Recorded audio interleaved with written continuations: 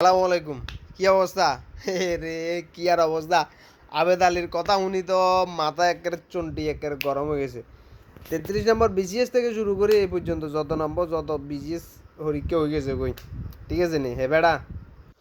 ও মা গো মা, কি হাজার কোটি টিয়া বানাইলো হে মিয়া। ঠিক আছে নি, এখন এমি আবার স্টেটমেন্ট দিছে টাকা তিনি ইসলামের পথে দান করছে। এটা শতানের বাচ্চা, তোর খাবার লাগ কইছে কেন? ইসলামের হতে দান করবে লাগ কইছে কেন? তোরে কি কইছে? এই যে তোর হোলার বিলাস বহুল গাড়িতে কি আলিশান হাতে রাতিতে 2-3 মোবাইল হাতে ফার্স্ট রাখে। ঠিক আছে নি? হ্যাঁ, হাতে হাতে রাতিতে ফার্স্ট রাখে হাতে। ও মাগো মাগো মাগো আবিদ আলী, এই আবেদ আলী। ঠিক আছে নি, এই আবেদ আলীর কারণে আজকে অনেক বিসিএস, ঠিক আছে নি, যারা মনে করেন এই টাকার বিনিময়ে প্রশ্ন ফাঁস করছো, ঠিক আছে, টাকার বিনিময়টা আমি রাখতে পারলাম না, প্রশ্ন এটা দেওয়া যায় তো, এটা এটা কোনো সমস্যা নেই, এটা দিয়ে লাই দেখুন মারা গেমনে সিঁড়ি দিয়ে দিতেই, কিন্তু টেয়ার বিনিময়ে প্রশ্নটা লইলি এটারে খুব আবার কি টেয়ার পাঠ করিয়া লাইছ।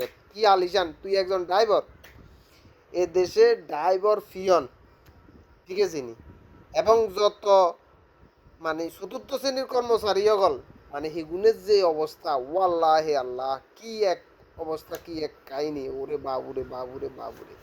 এখন কথা হিয়েন না, কত লোকে এই ড্রাইভাররা এই চতুর্থ শ্রেণীর এই ফিয়নরা, এই যে কেয়ারটেকাররা তো এই যে শেখ মুজিবের আমল তুল, ঠিক আছে নি, শেখ মুজিবের লাই গ্রামের লোকে লোকে যে সবজি সবজি রে হাতে দিছে 20 টাকা, হাতে নেছেন, আমি এই লোকেরে দিছে 10 টাকা, ইয়ারা হাতে চেঁচামেচি করবে ধরে, তো বুঝলো শেখ মুজিব ভাবছি গেল কি হলে চেঁচা কয় যে আর তো আয় তো আপনার লাই টেন লাই আনি না, ঠিক আছে নি, আমি তো মানবতার খাতিলে আমরা ভালোবাসি বিদে আপনার লাই এটা আনছি, ঠিক আছে নি, তো তোরা 20 টাকা দেন, কয় না আরে 20 টাকা দেন, আরো 10 টাকা, এটা তো আমি 10 টাকা লাই তো আমি আপনার লাই আনি না।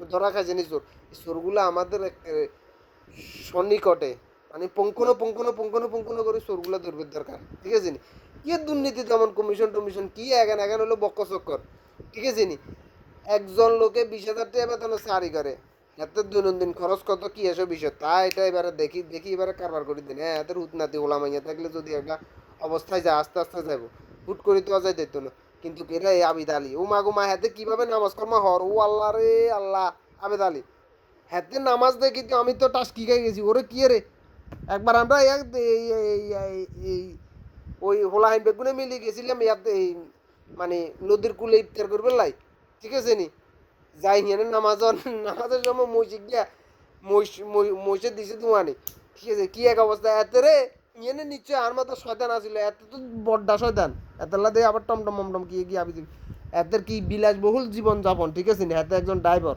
চতুর্থ শ্রেণীর কর্মচারী, ও আল্লাহ গো আল্লাহ, তো তাইলে এতে কি এত না 17 জন, এই 17 জনের চিহ্নিত করা, ঠিক আছে না, আজকে এতটা বছর ধরে তারা এভাবে চলতেছে।